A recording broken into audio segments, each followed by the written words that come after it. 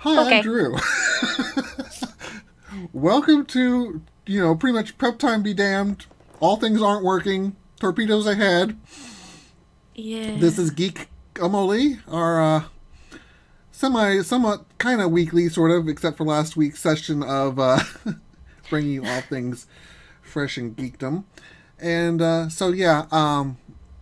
we were talking about our various things, and CC and Mouse ahead. They heard Mouse's section and CC's wave and everything, but not mine. So yeah, hi. Interesting. We were at the Op Opera Boot Camp. Opera Boot Camp.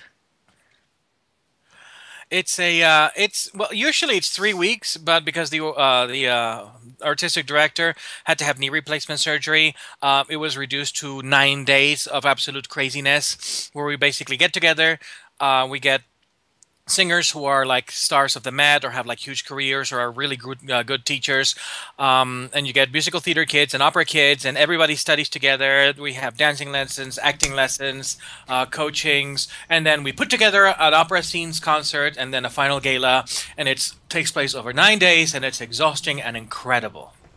Yep. So He says referring to us as kids. Yeah, well, the opera kids. Yeah. You know. So for myself for last week, while I was home on Saturday because CC and Mouse were at their opera camp, I wasn't able to really pretty much have an entire geekdom fest to myself. While we would normally have moved everything over to Sunday, I was actually traveling on business on Sunday. And the great irony of that was I was traveling down to Long Beach where YouTube was having VidCon. Was I going to VidCon? No. I was actually traveling on business, and while I would have loved to have gone down for VidCon, I A, didn't know about it until the last minute, and B, I would have had to have changed my flight plans and everything to arrive earlier. And yeah, by the time I would have gotten down there, either it would have cost me $130 to basically go in as just a viewer of YouTube as opposed to a content creator, which would have limited what I could have gone to see, and otherwise I would have been going down and arriving pretty much 3 hours before the show was over. And that wasn't worth it at all. So Next year, though. Next year. absolutely next year. I will be going to TwitchCon this year, but I think VidCon next year is probably more my style. So, I didn't get back until late Wednesday night. Spent about 30 minutes awake after I arrived home and was unconscious thereafter. And Thursday, kind of forgot to log into stream so that I could talk to the guys about our show notes. And then Yeah. Friday, for anyone who watches me on Facebook, I had a really bad day. So I didn't get home until 9:30 again. And at the last minute, we kind of threw our show notes together, so if we're kind of rushed and kind of chaotic and kind of not, it's my fault. It's totally Drew's fault. Always my fault. I'm always I- prepared. I like blaming him. You can Yes. blame me even if it's not my fault. I don't care. I know. We shame you. That's what we do. It's Yeah. like, shame on you, Drew. Shame on you. Have you drawn any? No. Don't waste the shame, because if it's not truly my fault, then wasting the shame is wasting. Well, have you drawn using your fancy tablet yet? I wasn't home. Shame. Uh, Shame. work. Okay, yeah. Gotta pay rent. That whole Gotta work hard for the It's money. that mortgage thing that, and food. Stuff that I have to live off Yeah. of. basic Oh. needs. Well, now that we've shamed Drew, shall we move on to the news? Oh, you mean we're actually here to do stuff? Yeah, we're geek Okay. stuff. Well then, let's start off with games. Mouse brought up the lovely topic of Final Fantasy VII. No, that's the wrong Final Fantasy. So, as you might have heard, or if you're living under a rock, I'm sure you probably heard the collective crying and sighing of fanboys all across the interwebs as the Final Fantasy remake was announced to be a thing during the Electronic Game Conference, or E3, as I call it. However, we only got to see a demo, a trailer that basically just looks like a pre-rendered scene for about 12 minutes. We have not heard much about the game. now we have some words from Tetsuya Nomura, who basically told us that Final Fantasy VII is going to be um, is going to take the combat system will take features inspired from the movie Advent Children. Now, this is worrisome. This is very, very worrisome to a lot of fans, including myself, because I don't know about you, but in my opinion, Advent Children kind of marked the beginning of the spiraling into excess that Squaresoft has been indulging in for the past decade or so. I still liked it. Okay, I'm going to go for full disclosure here. I have a thing about Advent Children and the kind of fan base it generated. Well, let's explain what Advent Children is first off. Yes. Drew, want to give us a Well, okay, Advent Children was kind of it was a short movie that was pure CGI, that was kind of it was a success. It was a sequel to the actual game. It came, I forget how many, I think it was 10 years ago. Well, yeah, I'm trying to remember how long after the actual events of the game. I think it's about a year after the game. Yeah. So, it's purely CGI. It introduced a bunch of unusual, mind you, Final Fantasy VII for Final Fantasy was relatively straightforward. It wasn't terribly complex. Advent Children made it complex. But that was also basing off of Crisis Core and a bunch of other things that, a bunch of other sequels and prequels that had been thrown into the flavoring. So, like before Crisis. Yeah, it's not entirely Advent Children's fault, let me put it that way. So, taking Advent Children just as it is, I enjoyed it. Taking it as a addition to the gospel that is Final Fantasy VII, yeah, I can see that it would be an unnecessary contamination.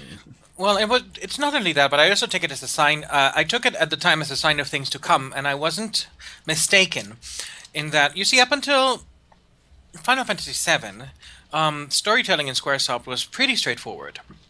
You had your plot twists and whatever, but you could follow the storyline, Final Fantasy VII, was okay like that, and then you had 8, which you have the whole time compression sorceress thing that doesn't make sense, but you go, whatever, it looks pretty. 9 was okay. 10 started getting the whole, Titus is not a real thing. And then you go to 12, 13. 13 is an incomprehensible mess that you can't really understand unless you read every single data log in the goddamn game because you don't get any background, so on and so forth. And it just gets more complex and over-complex, more complex. And well, 13 also was the point when everything started to sound the same and became a single dungeon simulator. And, Advent Children was not the cause, but I consider it to be like the benchmark moment in which Squaresoft kind of embraced, okay, let's go full Baroque, Rococo, excess all the way. And you have, it's very ridiculous. Okay, Final Fantasy VII makes wuxia martial arts films look sedated. As far as the excess of people flying around and the whole bit. And my personal gripe with Advent Children is that I used to be a GM at a role-playing sim in Second Life that was based on Final Fantasy VII. And up until the point where Advent Children was released, there was a marked difference in the players that would come and role-play.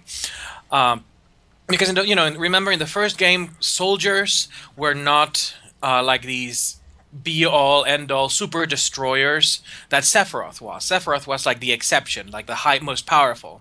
And, in the game, you could trounce soldiers left and right. However, and that was reflected in the roleplay, in the sim. Final Fantasy Advent Children comes out. Suddenly, any single person, like Soldier 3rd Class, Soldier 2nd Class, are like these building-breaking behemoths. And it's like excess, and everybody wants to have like a bigger ding-dong than everybody else.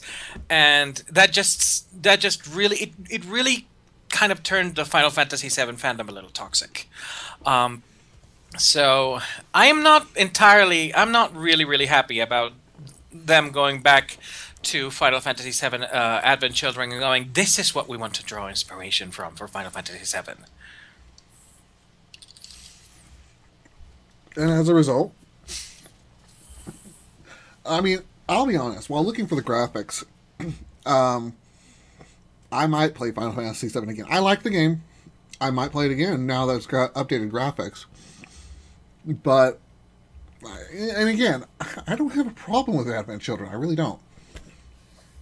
I mean, but then again, also, I don't have a problem with Titus being imaginary. I really don't. Well, he was made up? Great! I don't have to hear him again. I keep thinking that he ha ha ha ha ha ha ha ha ha. Remember? Yes. Yeah. Just as much as I remember the whole plot thing in the middle of Final Fantasy VIII. Oh, we forgot ourselves? We forgot that we knew each other? Oh. You mean we're all orphans and we all grew up together and we all forgot it? What a coincidence! What a coincidence! Yeah. It's like, Shyamalan, are you there? That was the point when I said, no, this entire scene didn't happen. I literally did not happen. Because I can't continue this game if it did. So the there's not going to be an active time battle system like there was in Final Fantasy VII. The combat engine is going to be drawn from Advent Children, inspired by it. So we'll see how that goes. As long as it doesn't pull it from 13. God, 13, yeah. We do have did you see that Final Fantasy Type 0 is going to be released on PC in like a month or two? I did not. Yes, it's on Steam, and it is actually a good Final Fantasy game. It's something bit of a rarity in the past, 5-6 years. Well, so perhaps if we can get them into the PC fold, the grand PC master race shall kick some sense into them.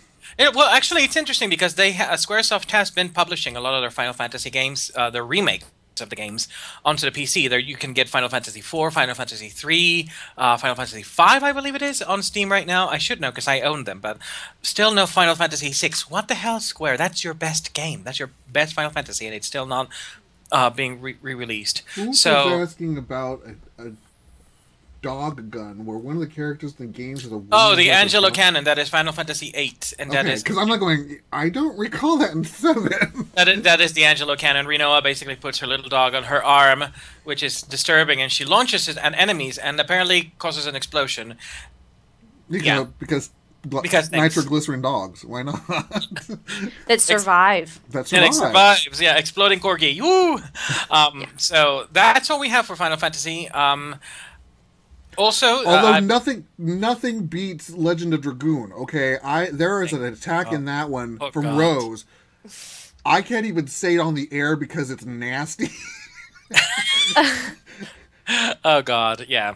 Yeah. Well, if you want, I'll tell you guys off air what I refer to that one as. But let's just say, if I ever see that one remade, I'm going to buy it. You know what I want to see as a remake? It was an Xbox title. I think it's an Xbox title. No, it was a PS2 title. PS3? Maybe. I don't know. I remember. Enchanted Arms, one of the most annoying games in the world.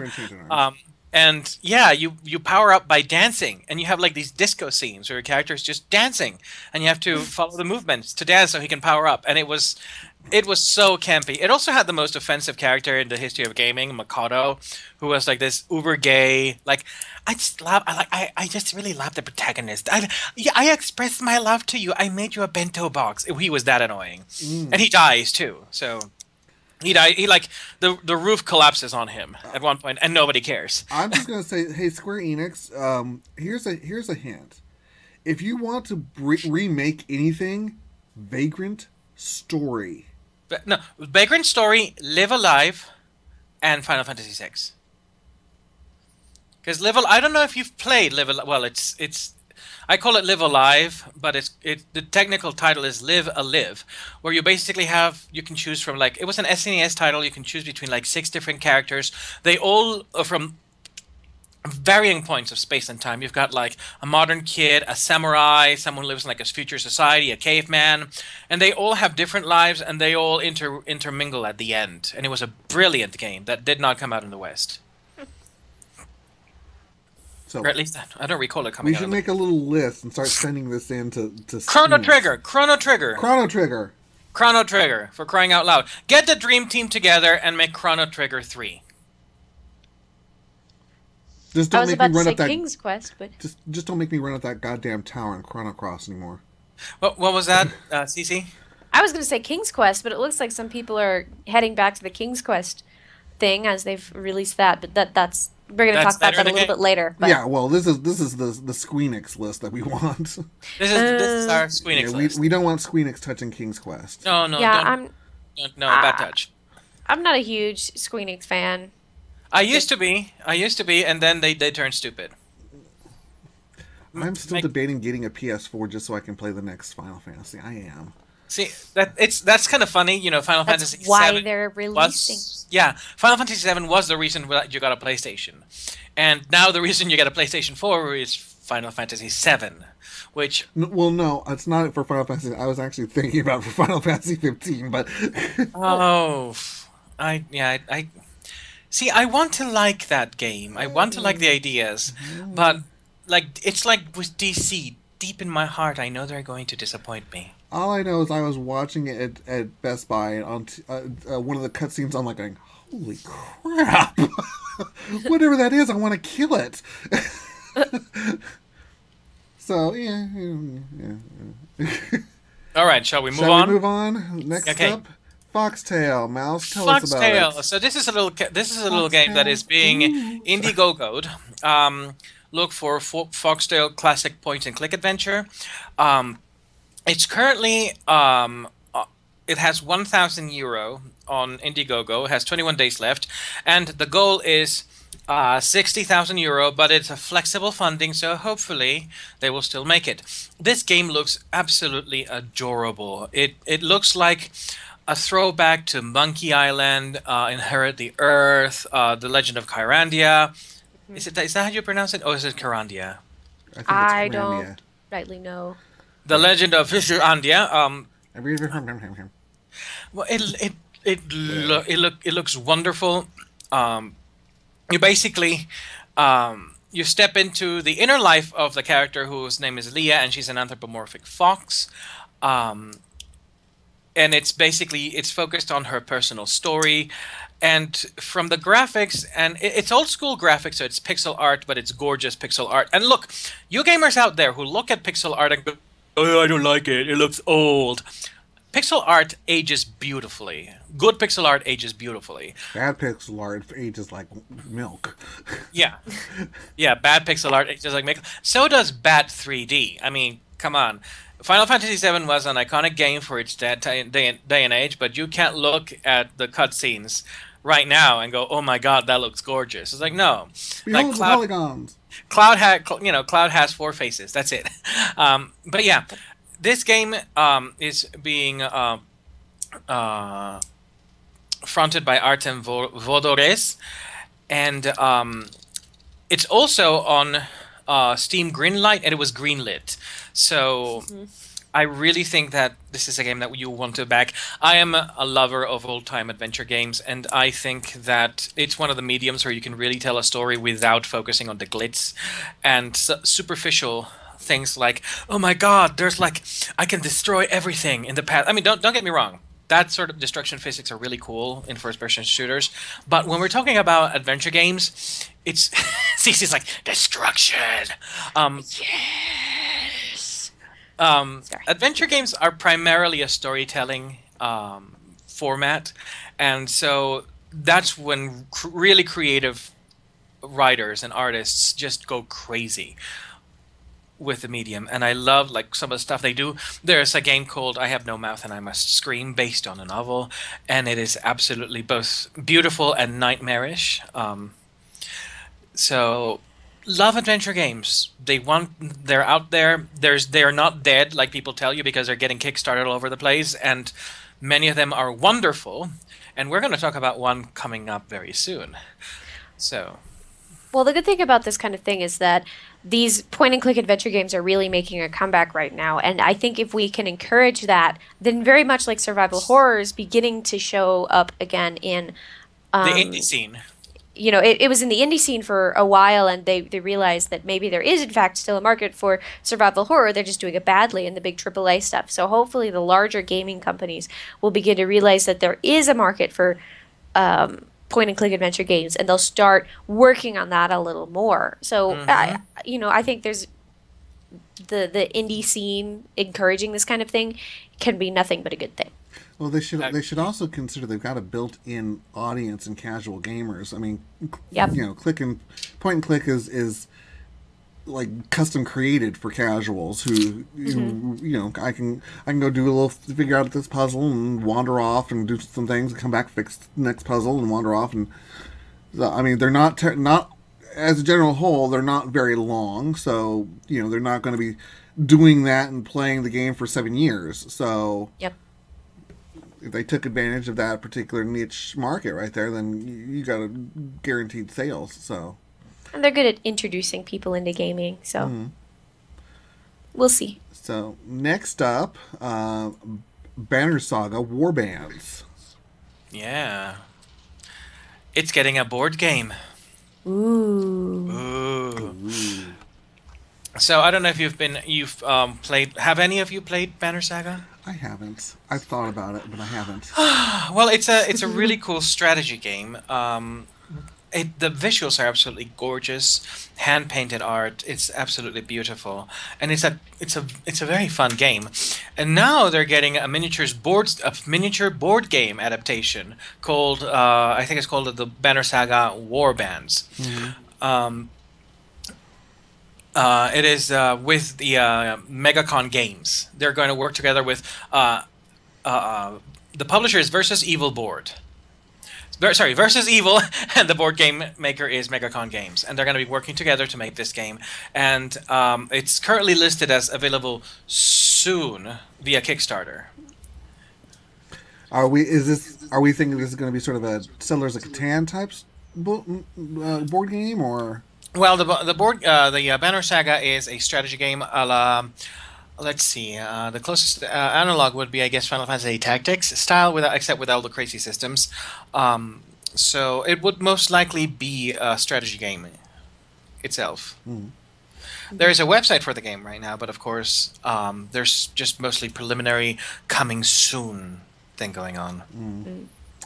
Well, speaking of games played on boards... And coming soon.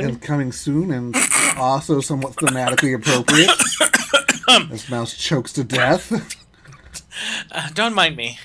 The Game of Thrones card game has been really popular for years. I think it came out actually before the TV series, and people have been playing it. They've loved it. The core set started with 4 factions.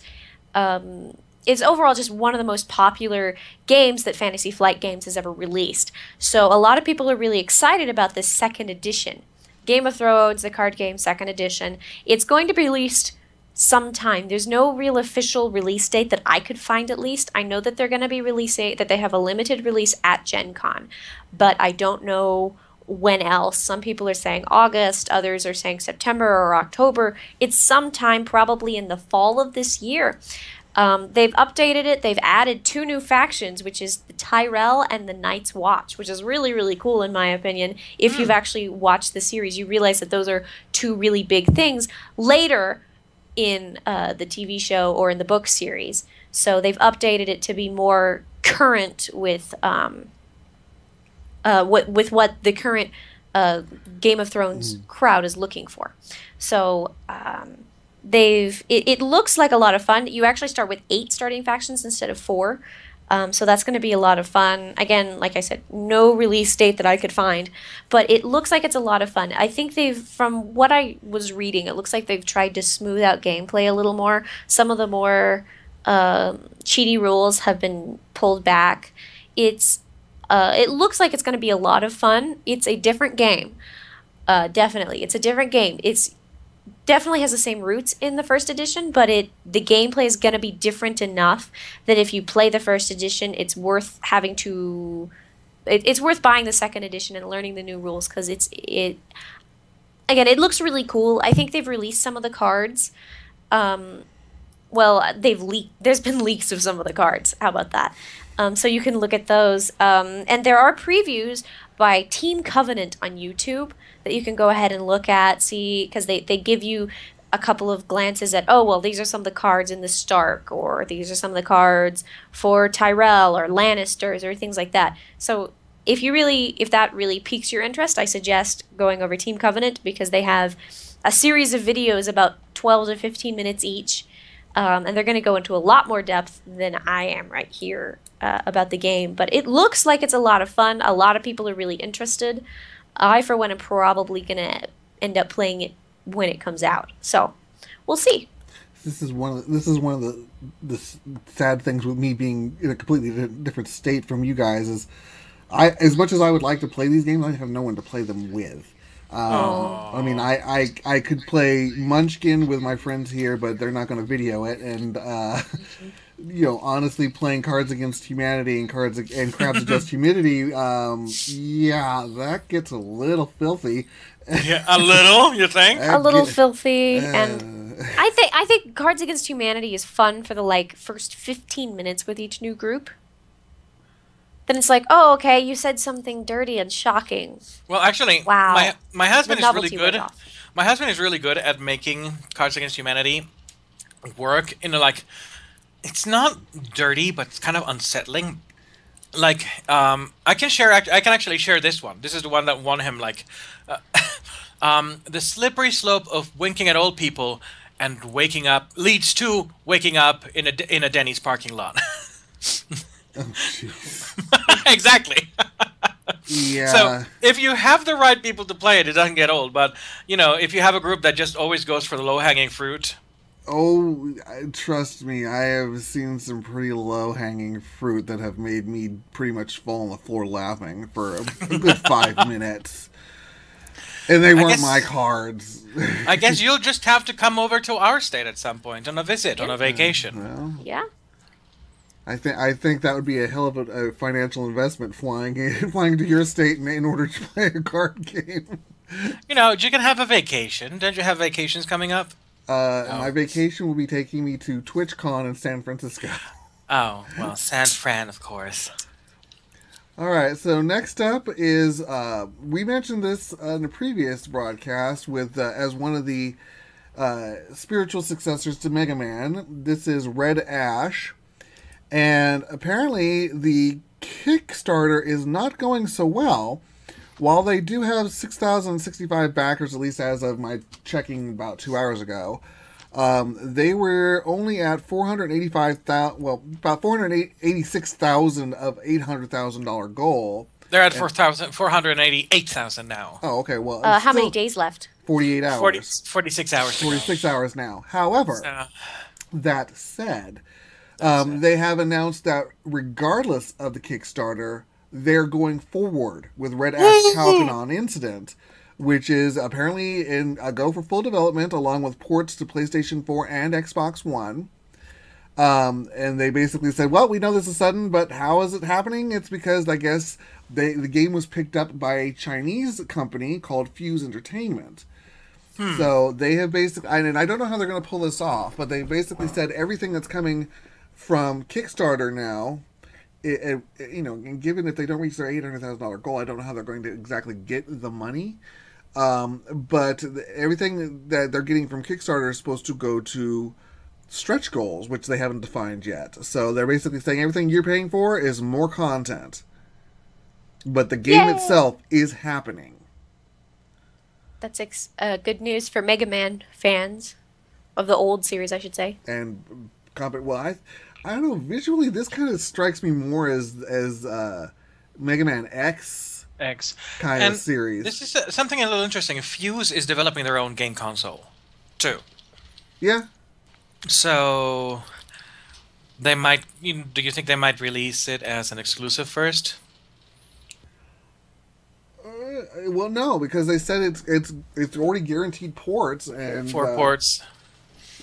I don't know how far along Fuse is in terms of making their own, in terms of making their own console. I mean, and then again, it's a matter of you now have to introduce a new console into the American market, and how well is that going to happen? Bye Dreamcast.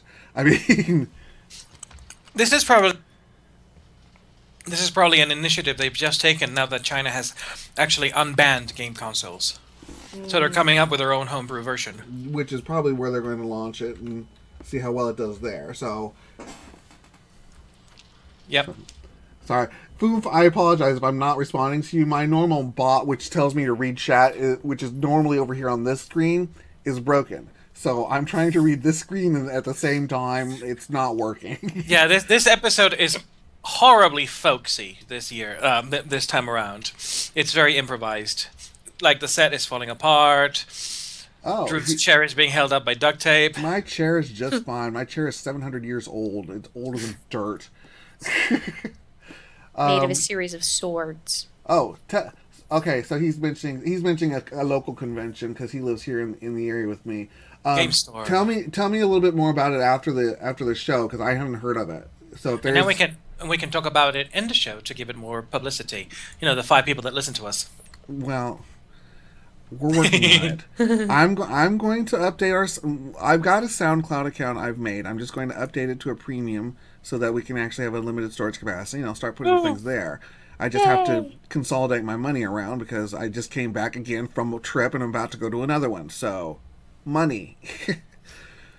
So next up, in the terms of shocking news, WoW has announced that its expansion. It's going to be announcing a new expansion as of August 6th, 9 a.m. Pacific at Gamescom. So this is really shocking because I think this is the first time in almost forever that they've announced an expansion outside of BlizzCon. Mm-hmm. And this is also shocking in the fact that Warlords of Draenor has pretty much been panned as one of the worst expansions.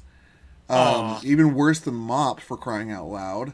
I enjoyed MoP, but I do have to say, Draenor has been a little bit lackluster. It feels hurried. It's completely removed us out of our world, essentially. I mean, yeah. For a side plot is what equates to a side plot, and announcing that 6.2, which just released, is the last expansion that they're getting. The last patch that they're getting for this expansion, and it still hasn't even produced everything that was originally promised with the expansion. Mm-hmm. Has really been disappointing. I haven't even gotten into Titan Jungle yet. I started trying to build my shipyard and realized I'm still not strong enough. Well, even at level 100. I've been running around Titan for a bit. I thought Titan was a really, really good addition, but I feel like this expansion needs like 2 more big updates. And it's not going to get them. I feel like they just ran through things. Like it's just weird. It's like, oh, it's been a year and not even a year and we're already through all of our raids. Right. It's kind of strange that Blizzard would do something like that. Well, they usually have their stuff together better. Well, 6.1 wasn't even much of a content patch. No. So 6.2 was really the only content patch we got. Yeah. And I think that some of the people who have been speculating on the new expansion have dug down and found that there was a recently trademarked title called The Dark Prophet, which they are suspecting to be the next expansion's title. And one of the biggest speculations, and I'm kind of agreeing with this, is that this is actually going to be the South Seas expansion.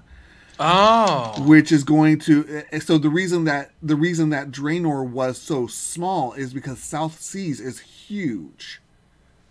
Oh, yeah, and they're going to use some of the realms that they haven't used in previous things. Yeah, like Koltiris, which is... People have been asking about that particular kingdom for ages. Since the dawning of the game. Yeah. So Koltiris is meant to be one of it. We're supposed to see if this is true, then we would see like the Lost Tomb of Sargeras. We would see Vashir. I mean, not Vashir, but you know what I'm meaning. Yeah, I know exactly what you're talking about. The big underground. Yeah, and then Bambina Island and all these other places that have been mentioned. So this is actually, if this is South Seas, this is actually going to be probably enormous, troll-centric and night elf-centric expansion, which is something we haven't had. I would be cool with that. So would I. I think the trick is going to be there are a lot of people who are really burned out on Draenor because a lot of people are really disappointing. Like there's just not as much content, and it doesn't feel as epic. I mean, I'm one of the people who maintains that Wrath of the Lich King is the best, is my favorite expansion. I do. What is it?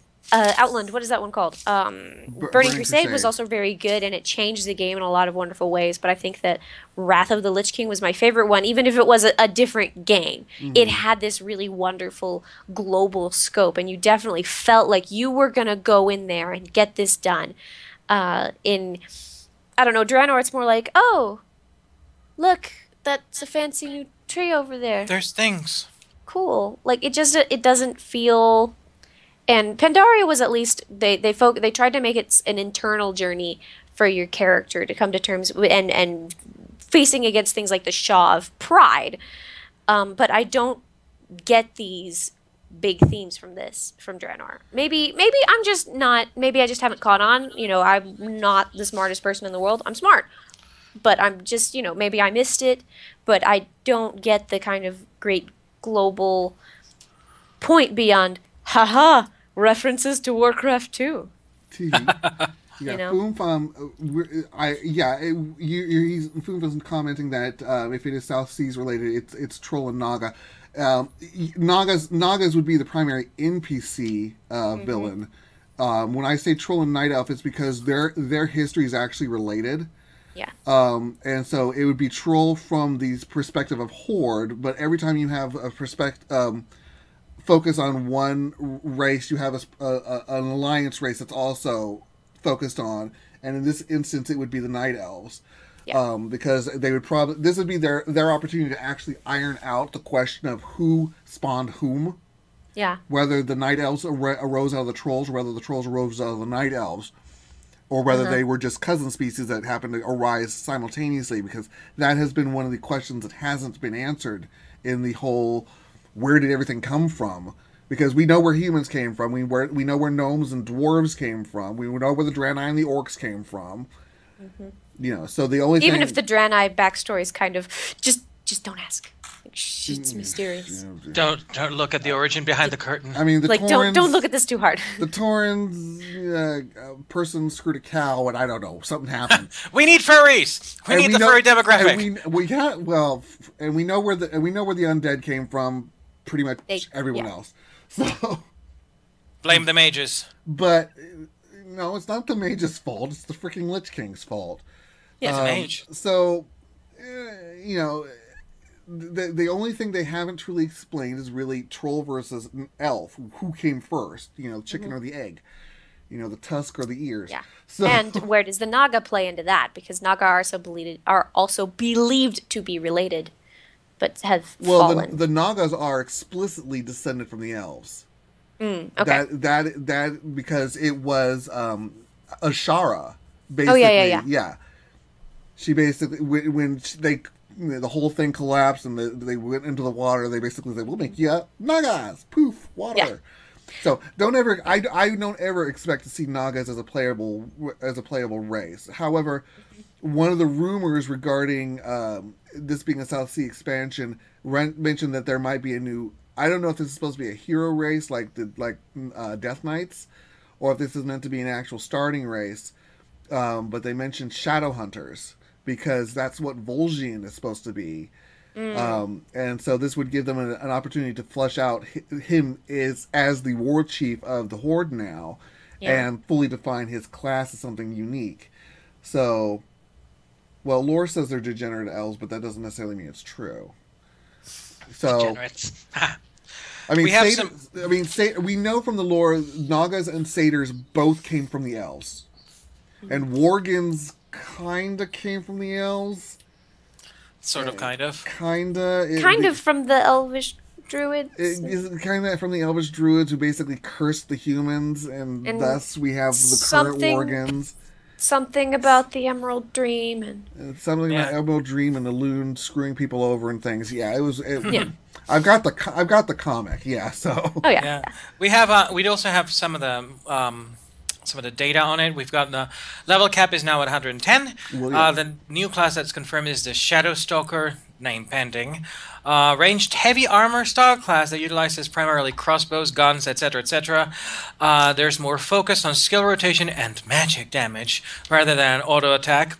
South Sea / Dark Prophet potentially as the name, as you mentioned, and the new war chief has to put the horde over the troll's family, proving his place as a worthy leader. Yeah, It unlocks at level 100 heroic class. Yeah, the Thank you, Shadow Lauren. Stalker / Shadow Hunter, whatever you want to call it. The reason they're speculating on that one is because there has been a armor gap for quite a while, where there are 3 classes that focus on plate, 3 that have leather, 3 that have cloth, but only 2 that have mail. And so the speculation is that in exchange for giving up the hunter's pet, for example, which would normally be your tank, you're getting better armor. You've got mail. You've got mail. Yeah. Ha ha ha. And thanks to Lauren, our associate game snoop, for the stats. So yeah, I'm gonna be all over that like white on rice as soon as that happens. So, Or like fangirls on elves. Fangirls on a lot of things, okay? Well, especially Orlando Bloom, But as long as we're in Blizzard land, let's talk about Hearthstone. yes. Yeah. The Hearthstone, they've got their grand tournament, which is going to be an expansion for Hearthstone. So the game is free. The expansion is going to be free. It's based, they call it the Grand Tournament. It's based off the Argent Tournament. Fans of Wrath of the Lich King, especially in WoW, will recognize that name. They've decided to make it a lot more fun and lighthearted. I mean, it's Hearthstone. It's the fun little card game that your characters just play in taverns. So, you know, it's not going to be super dark and gritty and about, you know, as it's not going to be as gritty as Wrath of the Lich King. They say it's going to be fun and lighthearted. They've released a couple of card information. I don't really feel the need to discuss that right now. If you really want to, you can go out and find all kinds of information about that. Google but it. Yeah, Google it if that really interests you. They aren't really introducing any new game mechanics that I'm aware of. I think some of the cards may function differently, but the game is still the same game. But it's what, like practically doubling the size of the available cards? I mean... Yeah, and that's a big deal. That, I'm wondering if they took some of the people that would normally be working on Draenor and put them in Hearthstone.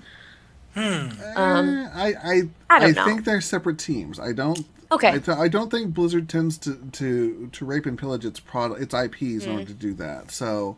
Yeah, they're not Electronic Arts. I could be wrong. Who knows? But I think they're separate IPs and separate teams. Next up, this is something I came across. Dragon Quest Builders. I came across this purely on accident, and I am going to dig for this. Did you really? Yes. Did you really just do that? Yes, I went there. Man. So, for anyone who's watched my stream, I'm a reluctant fan of Minecraft. I resisted it for the longest damn time. But I'm sort of a fan of Minecraft, and when I saw the pictures of Dragon Quest Builders, they're basically hearkening back to the original 8-bit type environment, except in a 3D voxel Minecraft universe now. And it takes place in the world of the first game. Yeah. Full of Argobalgro. Elfland or whatever it's called. There we go. Yeah, Argobalgro. Blah, blah, blah, blah. Yeah, that place. And I don't have very much on it, but it looks, you're not playing like a blocky character, and your enemies aren't blocking a character, because as you can see, there's a freaking dragon right there. And so really the only thing that's blocky is the voxels of the landscape, and it just looks adorable as all hell. Yeah. So It does kind of look adorable. So I'm definitely going to look into that and see if I can get my little shovel on that. And I might have to get it just because it does look adorable. Oh, it looks cute. It looks like they took the premise of Minecraft and actually put their own spin on it instead of, let's make money from this. Yeah, so, pretty I much. mean, I was in the alpha and beta of Trove, and Trove started off as a kind of a Minecraft knockoff, and then they kind of went off into this whole questing campaign thing. And I haven't, since it's launched, I haven't been back to it because the longer it went towards campaigns, the less I liked it. Yeah. Plus, your ability to build is very limited. Your house, you have a very limited area that is your house, which is indestructible to anyone else. Although people break into your house all the damn time. And, you know, Locks, so the concept of a mega build, the only way you had a mega build in Trove was if you owned a guild and actually bought a world for your guild. And in which case you're kind of sharing your mega build with them. So, I'll go back and probably try it again before I give up on it entirely, but this just looks too damn cute. And so, because the characters in Trove are still blocky and awkward looking. But this is, you play versus real life looking, well, cartoony, admittedly, but they're not blocky, so I think it's cuter. and thus that shall be my term for the day. Cuter, yeah. All Moving right. on to King's Quest. I am very happy to announce that the first episode of the King's Quest new episodic gaming franchise has dropped, and that it is in fact a success. It has been garnering. Everyone loves it. The reviews are incredible. Everyone loves it. The art is gorgeous. The voice talent is amazing. I mean, of course, you've got oh God, what's his name? Doctor. That's me. Scientist Back to the Future. Scientist Back to the Future. Christopher Lloyd. That's it. Yeah. Him, that dude, the person with the him, face. like, that guy we have to go back, Marty. We have to go back, Graham. Back to the Future. Optometry. No. It is actually very, very, very good, and there are some criticisms that sometimes the game can drag a little bit while you're looking for the items. But most reviews say that even though there's a bit of busy work involved, there's the art and the writing and everything else is just overcompensates for that. And I keep seeing 8s and 9s and 10s awarded to. So good job. This is good job, Activision. I think it's Activision. Yeah, good job, Activision. This is how you pay respect to the old franchises that you purchased. Yeah, all the old King's Quest people, all the old King's Quest team members have nothing but positive things to say about this. Yeah, and that's always a good sign. And this is now. I hope that they decide to also make a Quest for Glory franchise. And Laurie and Corey Cole, just hire them as consultants. Hello, they make the thing. So let's see. We'll see. It would be great. Honestly, as soon as I have some money to throw at the game, I plan on getting it. Because there's no possible way that I would not play a King's Quest game. Me too. I get paid in a week. Money-tossing image. What? I'm just going to make an animated money-tossing image at some point for us. The three of us just do a loop of that. Shut up and take my money! Shut up and take my money! Oh, I was thinking you could just... if you have the time, you could do an animated version of the three of us just throwing money in different, really awkward ways. Yeah. we should totally do that. Like a little music video. Make it rain! I'll just make little money fall down from on top of us and we just all go, yeah. This needs to happen. Anyways, I do plan on reviewing this game as soon as I get a chance to play it, so stick around for the review when I get to do it. But otherwise, good job, Activision, and those are 2 words I have not used in a long time. Yeah. Speaking of words we haven't used in a long time, Electronic Arts. This is not fresh news per se, because this is something I tabled for last week. Electronic Arts, for those who are somewhat upset over the abuse of the term origin as their game engine type what's-it thing. Can I say how I felt about that very briefly? I felt that Origin, Electronic Arts bought Origin and the Ultima franchise and then proceeded to desecrate it and defecate all over it. And destroy the Ultima franchise. And I feel that when Electronic Arts decided to name its horrible, at the time, content sharing services Origin, it felt like Paris grabbing Hector's body and running it around on his chariot around the walls of Troy and then putting it down and teabagging it. That is how I felt. I'm going to point out that the little orange O thing just reminds me of a toilet flushing. Very, very, yeah. That's what they did to Origins. That's exactly what EA did to Origin. So for those of us who are of similar opinion to the above, you'll be happy to know that Origin is being retired. It is going to be rebranded now as EA Accounts. Thank you for the generic thing, as if we didn't know you already owned it. Oh, is this Northern Hemisphere only, Foof? So everybody else gets the steaming corpse. Oh, I think he means toilet in the Northern Hemisphere. Oh. And it's the other way around. Yeah, it's the other way around in the Southern Hemisphere. And in Ecuador, where I come from, which is right on the equator, the water just goes down. This is scientifically true. I'm not lying to you. So that's what anyways, happens. yeah. So the great sucking noise is Origin, and the Electronic Arts is, of course, the great cause of the sucking noise. So this is just going to become Electronic Arts Accounts. As if I didn't need them up in my Sims 4 whenever I want to play it, as it is. Wait, you play Sims 4? Yes, I play Sims 4. Why? And 3. And 2. 3 is good. I stopped buying games after, like, Sims 3. I only have, like, Black Flag. No, not okay, Black. let me put it this way. Not Black Flag. I like the graphics in Sims 4. Do I like the great reaming job that was done to the code base? No. No.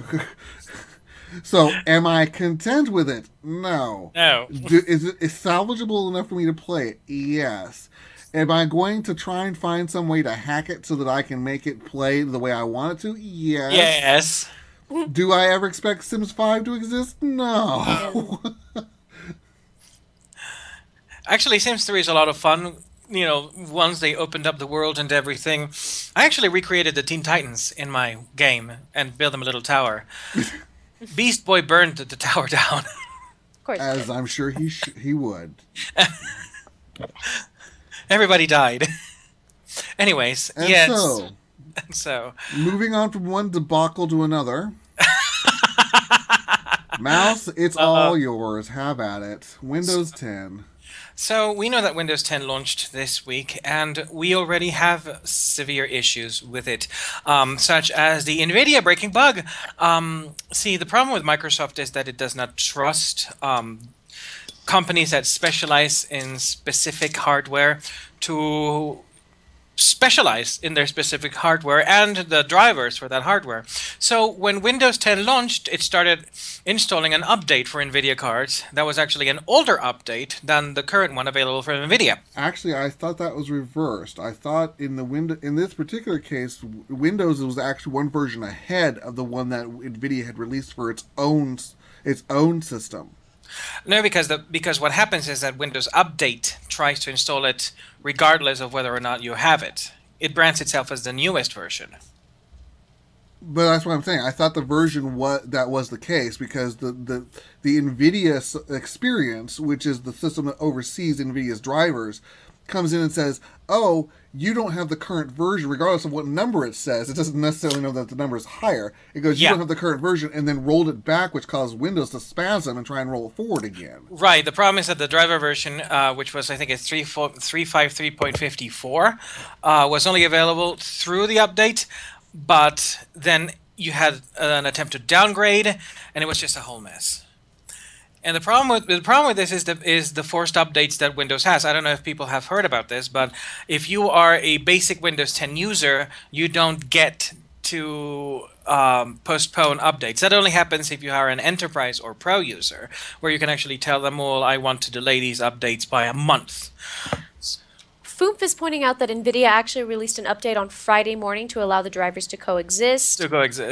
And he said they did address this single very embarrassing issue on Friday. So we know and he also says we know how long that will work.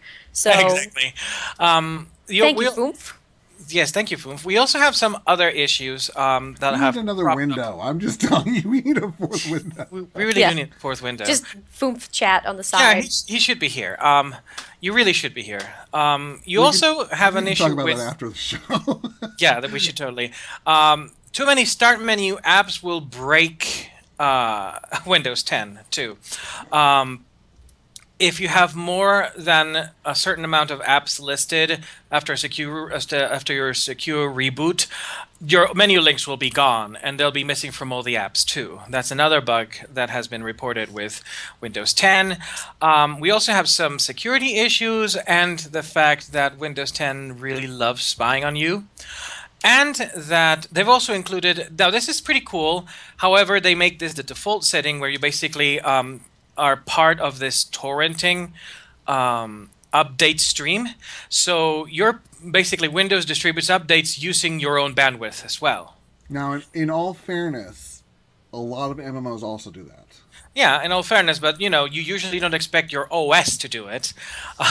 And we're talking about Microsoft that who likes to release updates left and right with some serious folder fails. We also have issues with the Windows 10 email app that doesn't allow people to create subfolders when organizing their email. Now, for me, that is like a huge deal breaker because I get a ton of email and I use a lot of subfolders with mail filters to filter my content so I don't miss important stuff. It's so weird. That has been something you just assume your mail client should be able to do for years. I fail to see why they would take that out. That's very strange to me. Yeah. I mean, Google, I remember doing that in high school with my Google account.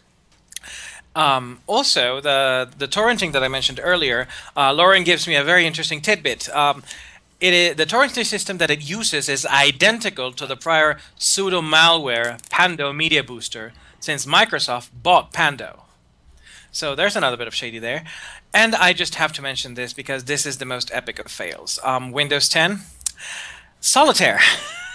To play Windows 10 Solitaire, you have to go through 10 to 13-second video ads for the game that plays over the game, and in order to disable the ads, you have to pay $10 a year.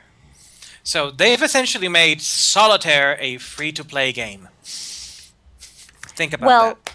And here's where I do a little bit of plugging for a family friend who is one of the programmers on Pretty Good Solitaire.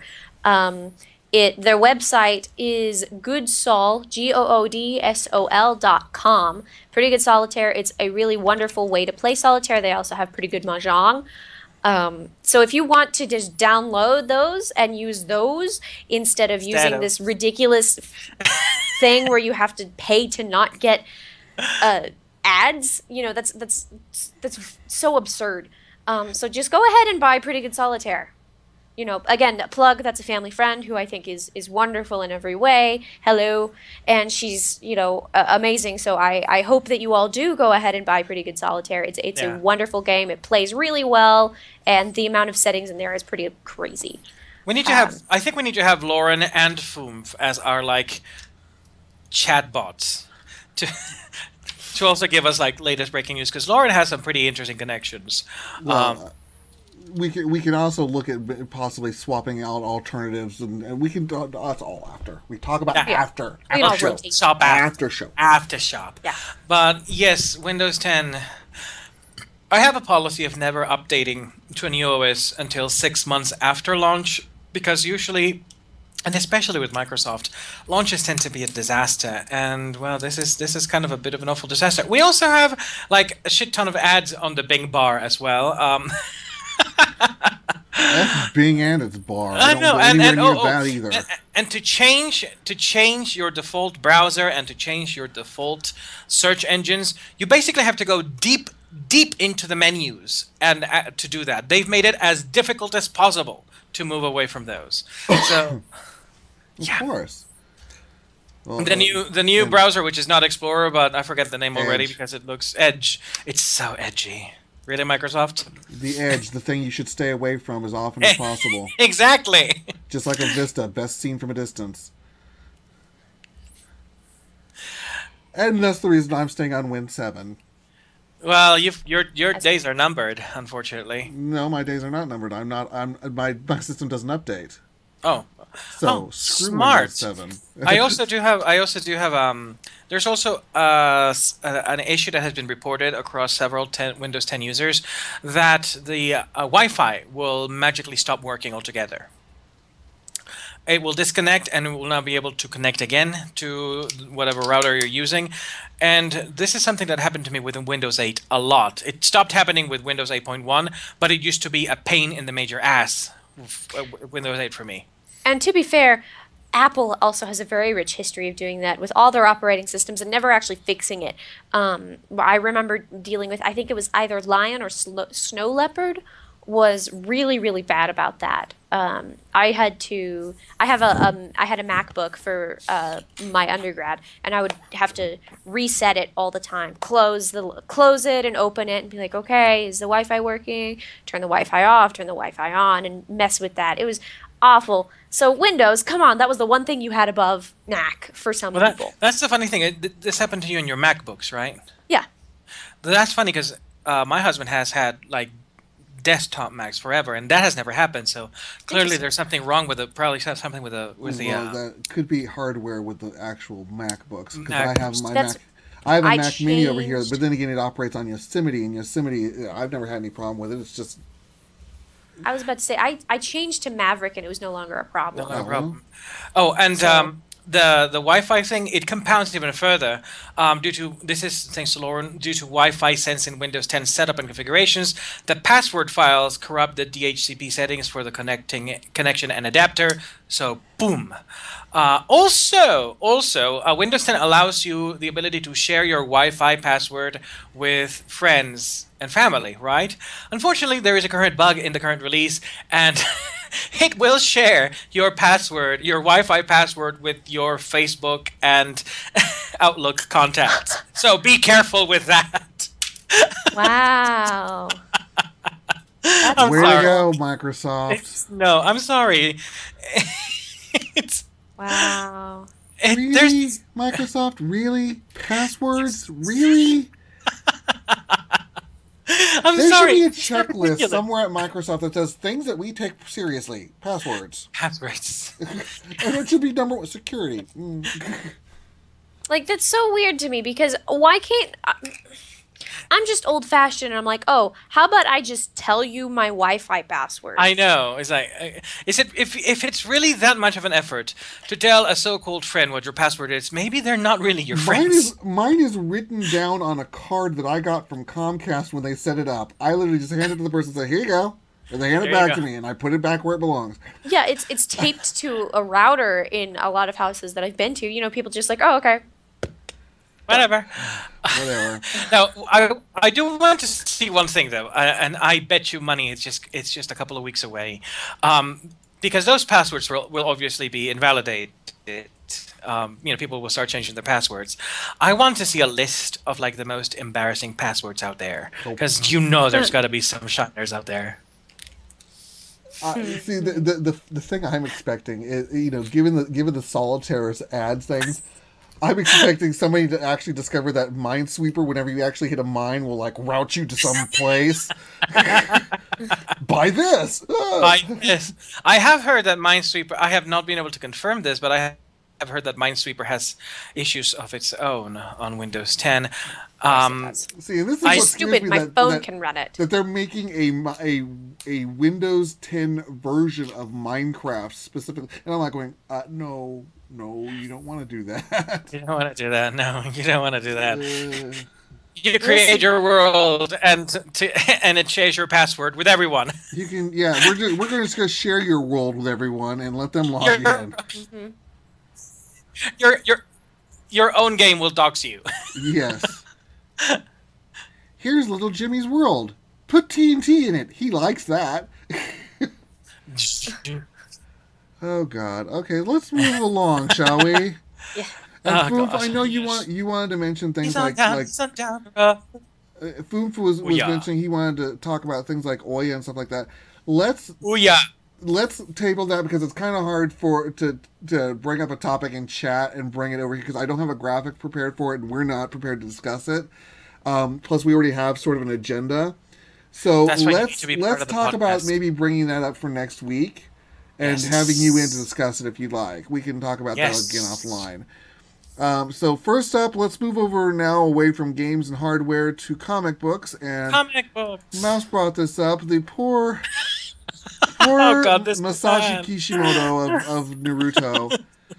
This poor man has been slaving for 15 years to finish Naruto, and now that he has gone on to the next generation of children of ninjas in that world with Naruto's son Boruto, he's got a whole. He's had to make a movie about it, and this poor man has been asking for a freaking break for years. Please let me rest now. It has been 15 years. Apparently, his son is now the age of the protagonist Boruto.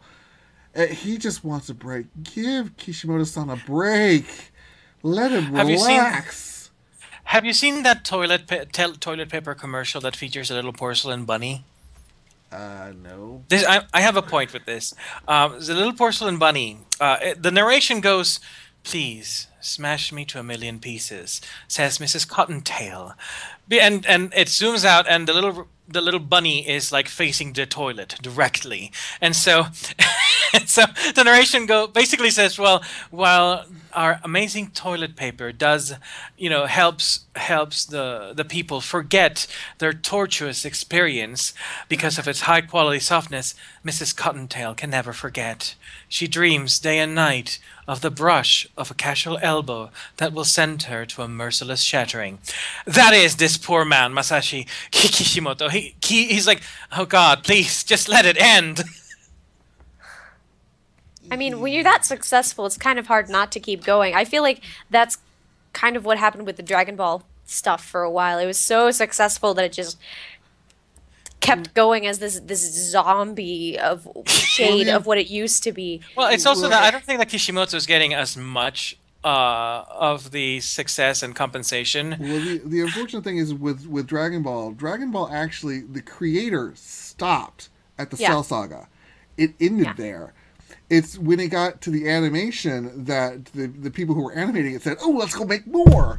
And as I knock my microphone away, let's go make more. Over 9,000.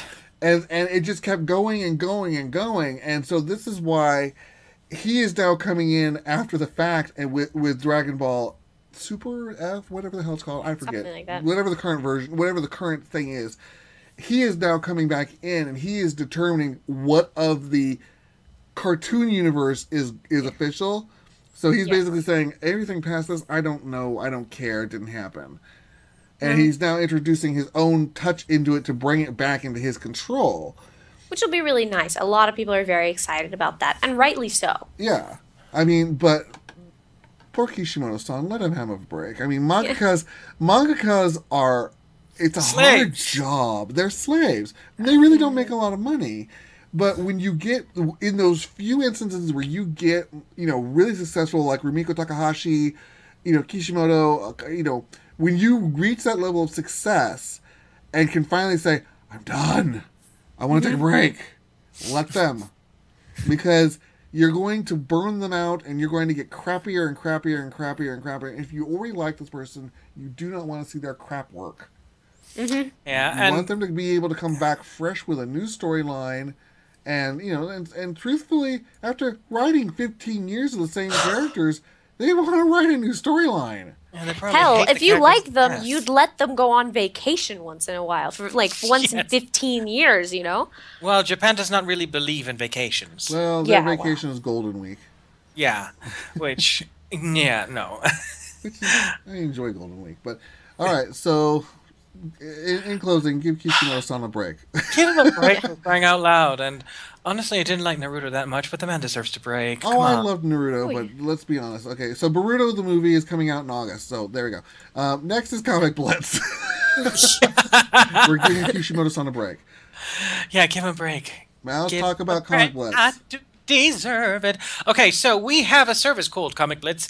Not we. We don't have a service. Well, we are talking about a service called Comic Blitz, which seeks to give comic book readers the same kind of service that you get when you have Netflix, which is basically, it's like a club where you buy you pay the membership fees every month, and then when you're inside, you can watch and read whatever the hell you want.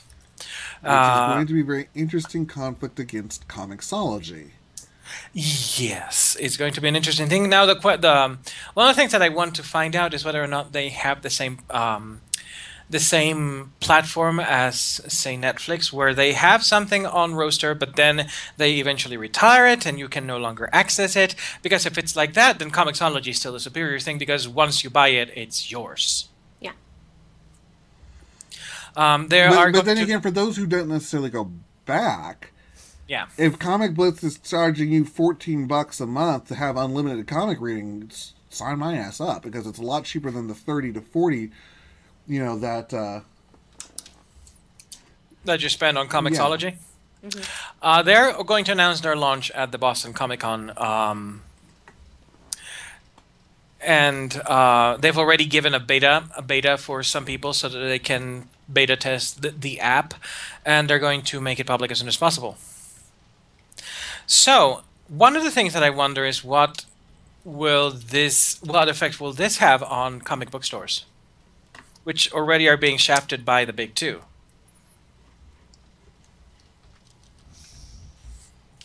Only one way to find out. Yeah, Tune in a year. We'll see how this goes. Sorry, I clean up some things here. Oh yeah, definitely cleaning time. All right, so aside from Comic Blitz, next up we have a discussion about, I guess, a new Iron Man project being launched with Marvel. Yes, Michael Bendis. The Marvel Comics editor-in-chief, Alex Alonso. I like that name. I like alliterative names. I wish I had an alliterative name so I could have like really cool monograms. He previously had teased about Brian Michael Bendis title for the Invincible Iron Man, and now it has been confirmed that the Iron Man series is in the works over at Marvel. And we have the October debut issue of Invincible Iron Man. Has reportedly will amass more than 200,000 copies sold based on the initial direct market retailer orders. And the first issue will see Michael Bendis continuing the collaboration with David Marquez. And it starts with Tony Stark stepping into a new suit of armor and a new era of his life, apparently, as he tries to uncover the mystery of his parentage. Parentage? Is that how you pronounce it? Parentage. Yes. I decided to go French there. Son parentage. So, potentially interesting. Bendis tends to be a hit or miss writer for me, and I know that Fumph is not a fan of Bendis' work over there in the chat. So we'll see about this Invincible Iron Man #1. I think it's telling. Iron Man was successful, but nowhere near as mainstream as it was when they started coming out with the Iron Man movies, with the whole Marvel Cinematic Universe. So I think this revived interest in Iron Man. We have a lot of hope for that. Yes. Drew, what are you doing back there? I'm shifting keyboards to make my life easier. Ah. Oh! You're shifting keyboards, okay. Yes, if you don't see a look of consternation on my face, it's shifting. Yeah. My bad. Totally my bad. So aside from Iron Man, Mouse, you want to talk about the situation that was the selling point, the million comics sold for Star Wars versus Attack on Titan? Actually, I'd want you to lead that on because you have more knowledge of Attack on Titan than I do. Well, the article that you brought to my attention was something talking about there was a great big rave about how Star Wars had sold over 1 million copies, and everyone was really excited until the fact is that no one really looks at the way comics are sold. Mm-hmm. Comics aren't counted sold on an individual basis, so it's not sold to the actual readers. These are sales to the shops and to the distributors. So, for example, with Star Wars #1, there were something like, of the million sold, 300,000 went to Loot Crate, so that Loot Crate could give it out to its subscribers.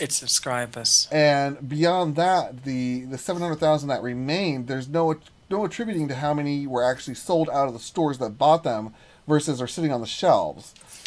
So there's a big disconnect in terms of the sales of comics, especially when it comes to American comics versus comics that are coming in from overseas, because there's a common misconception that comic books and things like that are designed for children, and that may be true with a lot of Western stories, but with a lot of Eastern stories, a lot of Japanese manga and stuff like that, these are actually designed for adults and are traditionally sold in magazines on a daily basis. That would be our version of the daily comics in the magazines. So whatever. I mean, the fact that I don't have the exact statistics up here, but Attack on Titan sold something like, what was it, 5 million?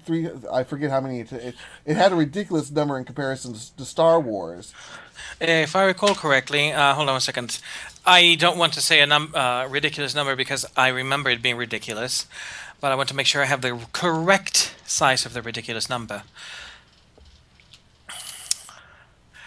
Oh dear, yeah.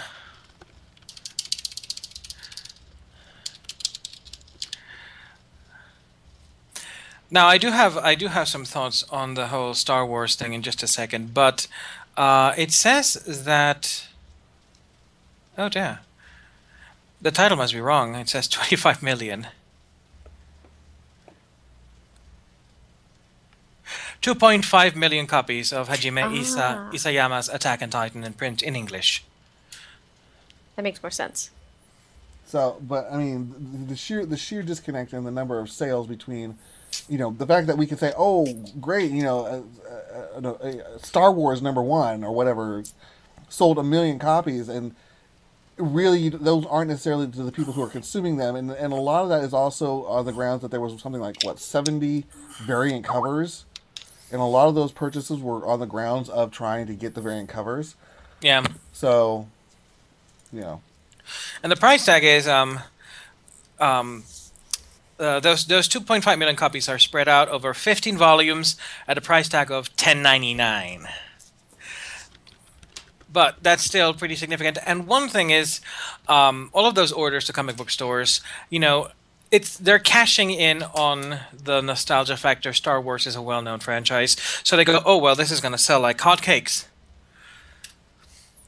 However, we do have the issue that, of course, this is not the success of Attack on Titan has not really been reported on, and it's because, again, this is, first of all, it does not have any mainstream brand recognition, even though it has gone more viral for the past few months. We keep seeing more and more on Attack on Titan, so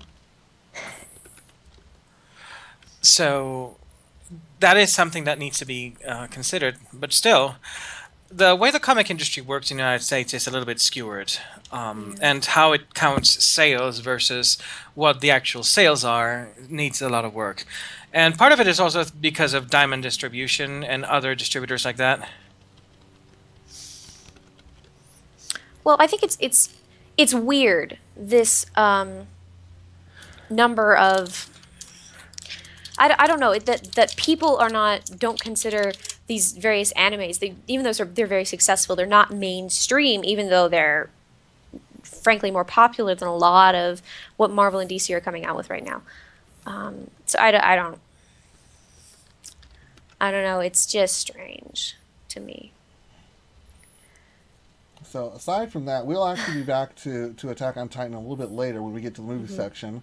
But moving on from comics over to TV, Lucifer, and this is a good transition because Lucifer is actually coming over to Fox in 2016, and this is sort of an adaptation of the Vertigo Comics version of Lucifer, where pretty much Satan has given up his throne in hell and has decided to move to Los Angeles to run a nightclub. Yeah. And Lucifer will be played by Tom Ellis, and the trailer is actually up on YouTube, and it is he's really good at it, quite honestly. I mean, it's got this weird kind of castle vibe to it, but I'm kind of curious how it's going to play out. It might be interesting. It does seem like a take that Neil Gaiman would have taken with Lucifer. Mm-hmm. So I'm kind of hoping this doesn't go the way of Constantine, which pretty much would. Yeah. It had so much potential. It had so much potential. Well, Constantine, I think they just tried to associate that one too much with not the Disney, with the the DC universe in terms of the shows, and it's a little too dark and gritty. I think if they stick with the Vertigo side with Lucifer, and stay with the Endless and stuff like that, it could be interesting. And of course, we've already had the religious right mothers trying to ban Lucifer from ever happening. Well, they're all over it. They're all over it, which is like free publicity. Way to go! Haha. They don't really know how this stuff works, do they? No, I mean, I think Gaiman actually pointed out that they attempted to do this back when he first tried, get his stuff published in Vertigo, and he said, "I just want to remind them how unsuccessful it was then." That's true. You made half my audience. All right, so moving on. I'm going to keep my fingers crossed for that one. So, Mouse, next up is SWAT Cats. Speaking about keeping your fingers crossed, so the Tremblay brothers, who were the original creators of the SWAT Cats, the Radical Squadron, have the rights to the franchise back once more. And they are going on a Kickstarter binge to try and get the show running again as SWAT Cats Revolution. They are looking for $50,000 on Kickstarter. Now let me take a look at what the current amount is. Oh, okay, they are at $88,911 with 20 days to go. So that means that they have already met the first funding stretch goal, which was at $50,000. They get the new TV series Bible, 3 scripts, character design, and concept art.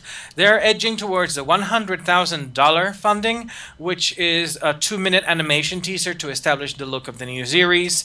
So here's hoping. I love the SWAT Cats. I hate Ted Turner for having canceled the series. And you guys know why the series was canceled? Not a clue. No. It was canceled years ago, is all I know. Yeah. So this was in the 1994, 1995, back when nosy politicians were, is our children learning, like Bush. No, but they were basically going, cartoons on TV are too violent for kids. We need to show the American public that we think of the children's. And so they went on and they started basically running these hearings, and Ted Turner decided to use the SWAT Cats as the sacrificial beast to appease the nosy people like Hillary Clinton, who was at the time was like, we need to get rid of violent TV shows, we need to get rid of violent games. So those of you who are planning on voting for her, remember that's what her platform was. Look at your games and go, no. And so Ted Turner basically decided to cancel the series because it was too violent. And here at TNT, whatever it is, his company was, they ran Hanna-Barbera. We believe in family-friendly entertainment. And so it kills me because series. Punch and Judy was a big thing for so long. I know. And like the entire premise of that is 2 puppets beating the shit out of each other. Yeah. And so, well, that's how it ended. A really great series, which had, I think, 2 seasons or 3 seasons. But now the Tremblay brothers are at the helm again, and they are looking for funding. The top tier of the funding is, of course, the Mega Blast funding, which is at $500,000 million. Production of a direct-to-streaming movie, 70 minutes long. At $1 million, they're going to produce 5-part miniseries episodes, which are 22 minutes each. So right now they're at the 88,000. Yeah, 88,000. I hope it would be a nice thing for them to go to like the $1.5 million. Yeah. Now, is this meant to be a reboot of the series, or is it meant to pick up where it left off, or what? That's one of the things that I have not been very clear on. I think they're planning to continue from when the series left with a refresher of what basically the series is about. Mm. Okay. I keep seeing the art that has been produced so far, and I see T-Bone, Razor, Callie Briggs, Mayor Briggs, Commander Farrell. They're all there. So I don't think they're going to go for too extreme of a reboot if they decide to do a reboot. All right. And the whole point of fan outrage was that the series was just starting to get really, really good when it got canceled. Well, so that was my fan outrage with the latest Thundercats. But moving on. Hopefully, Mattel will rectify that. We'll see. We'll see. So moving on to the realm of DC, I actually picked up Justice League Gods and Monsters and watched it the other night, and I have to say I had low expectations going into this one because Elseworlds things kind of generally don't appeal to me for DC, but by the end of it, I was actually turned around. I was actually intrigued, and I'm kind of curious to see if they'll continue this.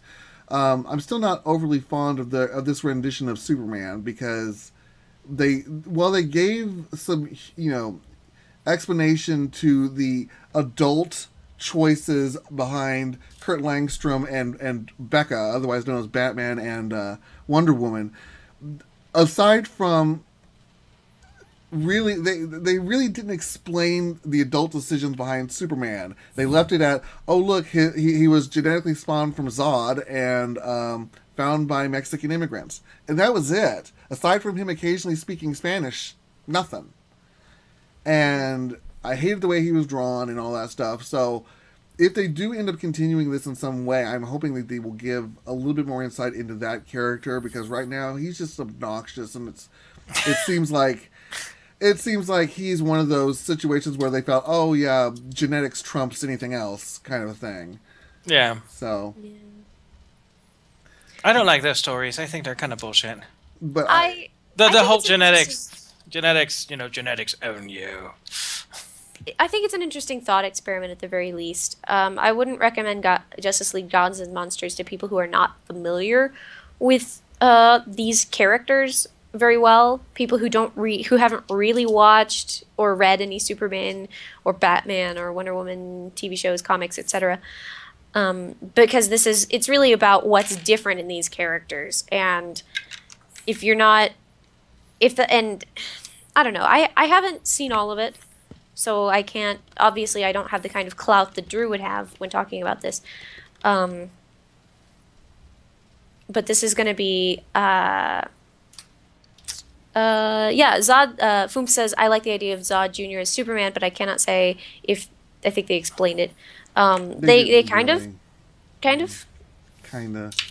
want to see Zod as a little playground bully. Yeah. You will need me for that. No. I think it's definitely worth looking into at the very least and discussing with other comic book people. Yes. Like I said, I wouldn't recommend it to someone new to comic books simply because they're not going to get a lot of the themes and the references and who these people are. Well, in all fairness, somebody who's not as entrenched in the actual original mythos might actually enjoy it more. Oh, that's true. So that's true. I'm kind of attached to the real Superman. So I see this when I'm like going, the flavor's not there. He's just an ass. Yeah. You mean he's like Scott Lobdell's Superman then? Huh. He's perfect. He's perfectly faithful to the Scott Lobdell New 52 Superman, because he's kind of an ass. But he's a different flavor. He's a different flavor of ass, I guess. Tell us about how you know so many different flavors of ass. Yeah. So moving on. DC has also mentioned a new system called the CW Seed app, I guess, which is something that's, I don't know what this is. I didn't look into this specifically. But as one of the features for the CW Seed app, they are launching a new animated series for Vixen. Oh, Vixen, yes. Vixen, from what I've seen of it, is absolutely awesome. So I'm actually I gotta see if they're going to put it on TV or whatnot. I don't know if this app is something that's going to be specifically for phones or whatnot, but since I don't have a cell phone, that's kind of worthless to me. But I'll figure it out somehow, and because this is a very interesting. I mean, it's very true to the standard art style of the DC animated universe, but it looks really interesting. And Vixen has always been one of those, compelling characters as far as I'm concerned. So I would be curious to see how this folds out. I'm definitely interested in seeing Vixen in her own animated series. That's pretty cool. Maybe they'll have a crossover and you can see Beast Boy and they can have a competition. Oh God, that would be fun. That really would be fun. One who transforms, one who just emulates. So Yeah. all right. So aside from that, let's move over into the movie genres. And one that we weren't able to talk about during our last show, Warcraft had a trailer leak. Now, we're going to preface this with, we haven't actually seen the trailer leak, and it hasn't been officially released yet. But they did announce some of the, people who've seen it, who have basically spilled the beans on kind of what it contains. Apparently, the movie is going to take place during the initial invasion of the orcs into Azeroth. They are going to, they've shown the beginning of it kind of from the orcs' perspective out in Draenor, which at this point in time is a dying world. It looks a bit more like Outland in World of Warcraft than it does the Warlords of Draenor. Bad patch. It's gone down the Draenor, shall we say. Yeah. And so their world is dying. That's two in this show, Drew. I don't know. Yeah, whatever. And they announced several of the actors. I guess Lothar will be played by Travis Fimmel. King Rin will be played by Dominic Cooper. Now, I'm not sure if this is Anduin Wynn or who is Prince Anduin's father, or if this is actually Varian. They keep showing Varian's picture.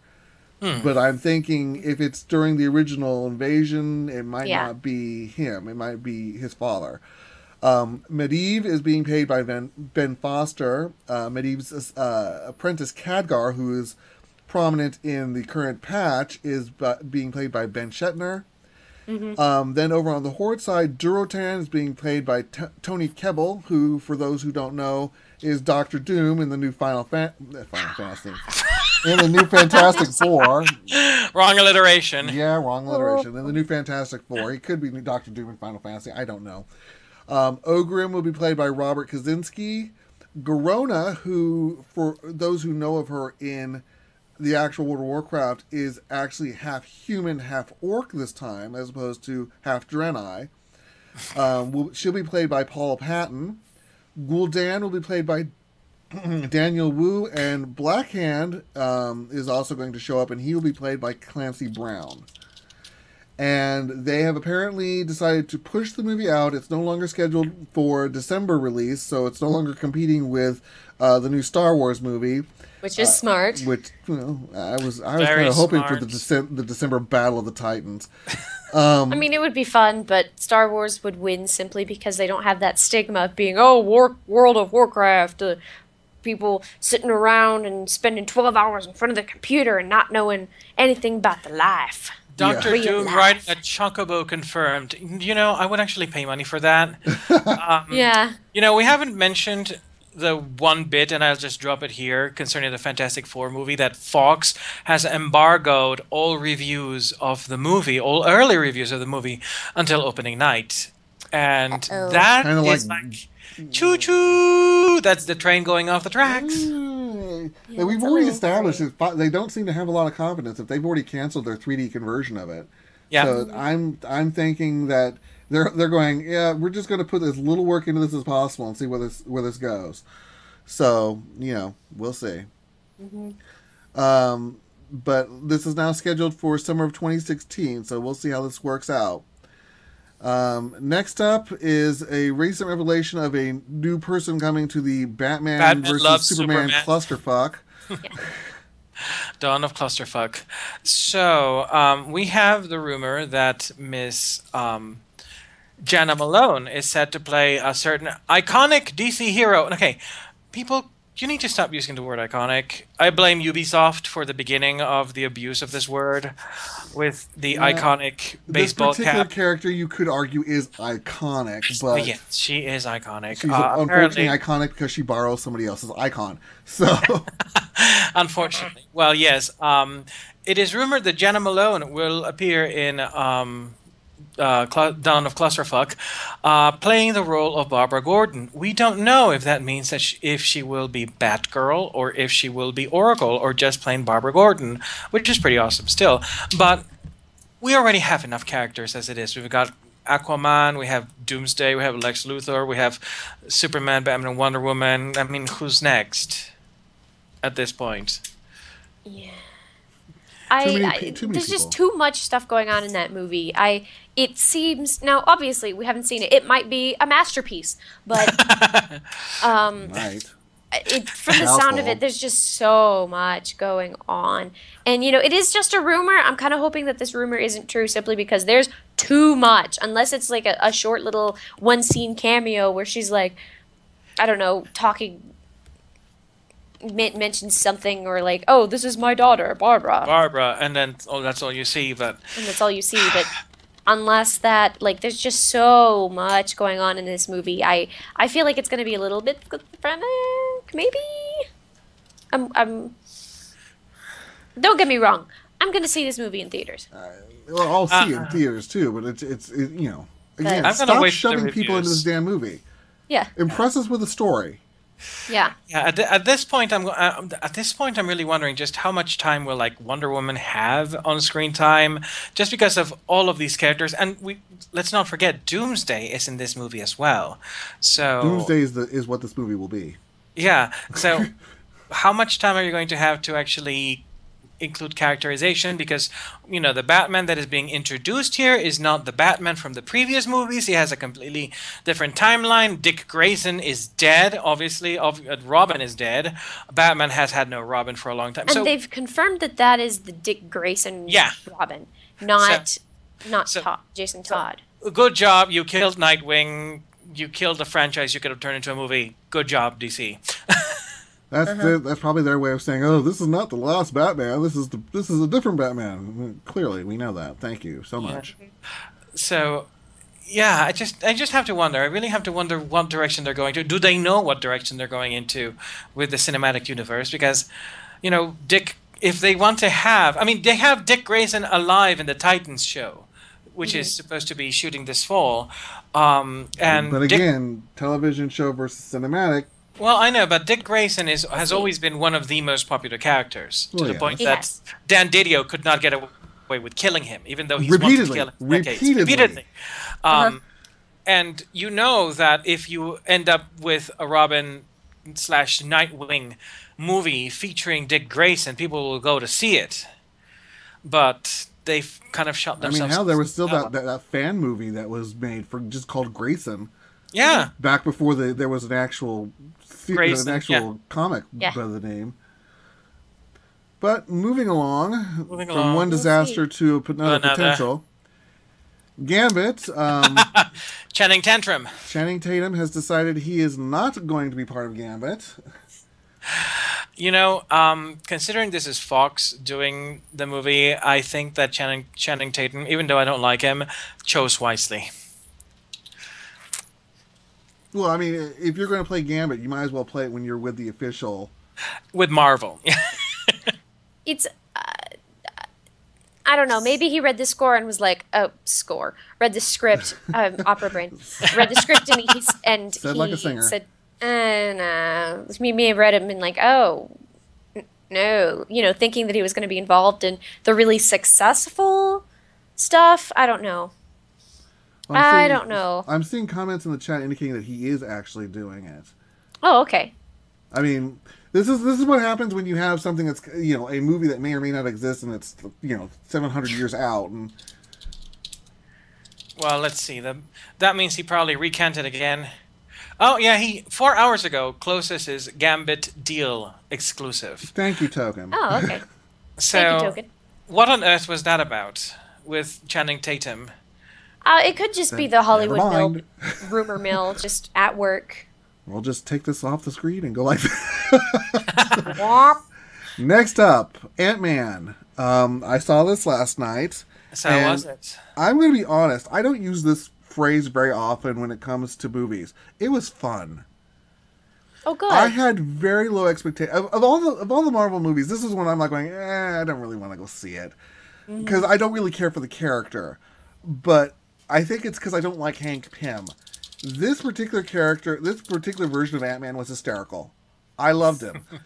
And there were well peppered jokes in there. It was really good. and I enjoyed the damn thing. It was fun. It was an extremely straightforward plot. There were no real variations, and it just kind of went. It hit all of its plot points, straight on. There were, I could have nitpicked. There were a couple moments where I'm like,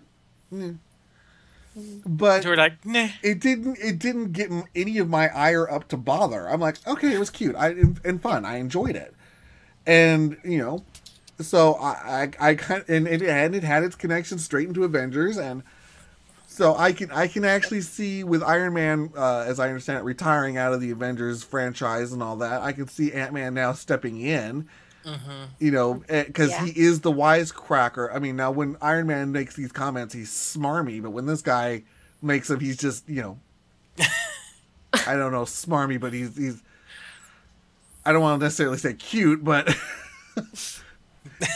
it's its own bizarre. It's endearing. How's that? Thank you, endearing. We'll go with endearing. Yes. That's the word you're looking for. You English major. I'm sorry, I'm tired. Okay. Likely. We've already established that there was no prep here. Okay. Likely story. Yeah. So aside from Attack on Titan, see, there we go. Aside from Ant-Man, we have one more topic, and that is Attack on Titan. Yeah. Which we discussed earlier in terms of comics, but Attack on Titan is actually coming as a live-action movie, and I was lucky to grab this particular screenshot out of the trailer because, holy shit, it's my favorite image.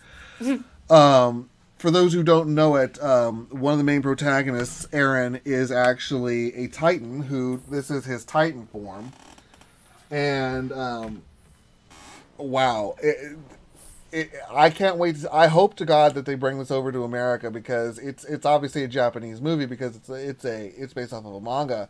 Mm-hmm. But this is mind-blowing graphics that they're throwing at this. All the Titans are gigantic.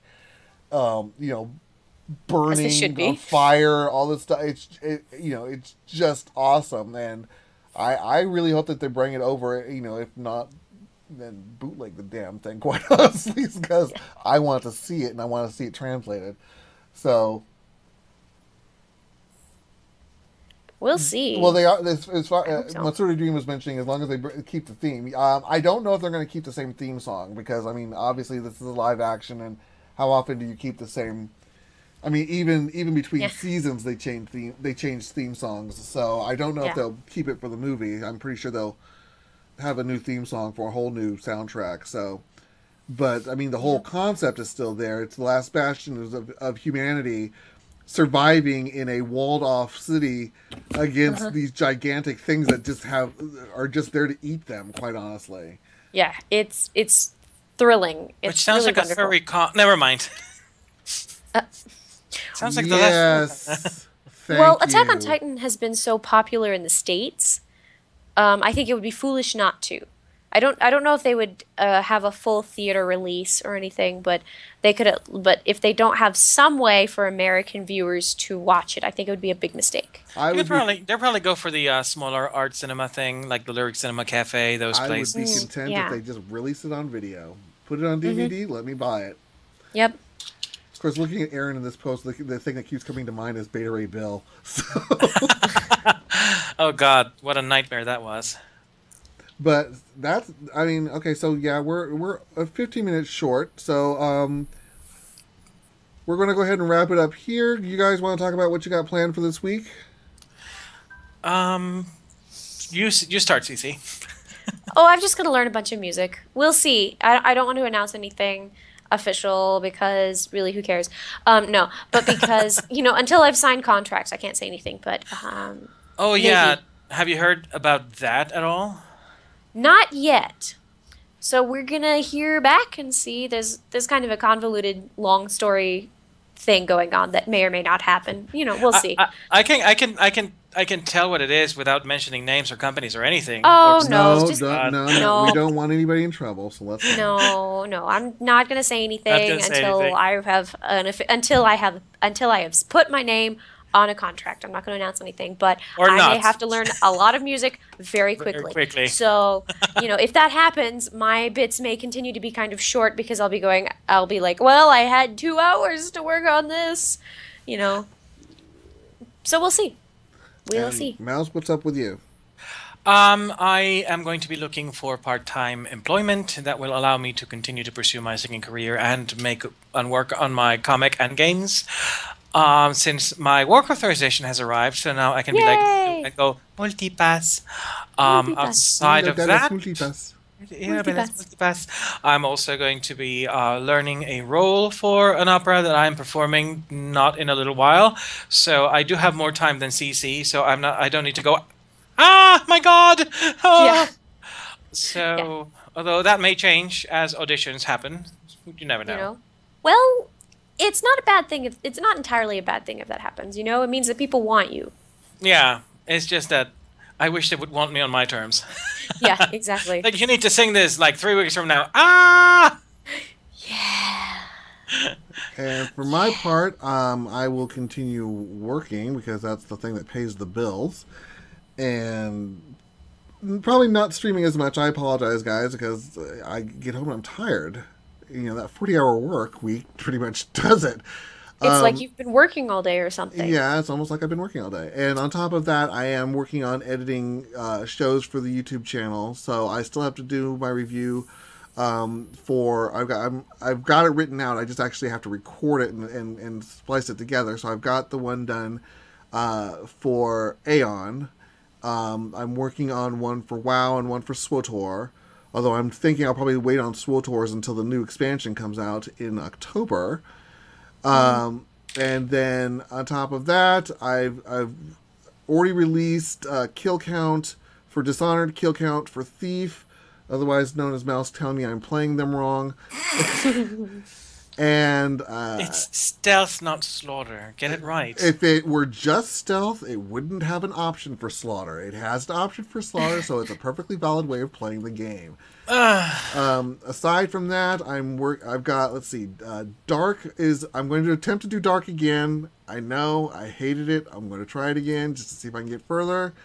I have Deus Ex that I'm going to try, and then I'm going to attempt 6 as well. So we're going to work on trying to have some more episodes of Kill Count for you guys to watch. And this will be up on YouTube, including my mic misfunction at the very beginning of the game. For those who were picking on me throughout the show, it only misfunctioned at the beginning of the game, and it wasn't the mic's fault. It was XSplit's fault. So Yeah. I'm sure it was. It was because I hadn't turned off the mute on XSplit.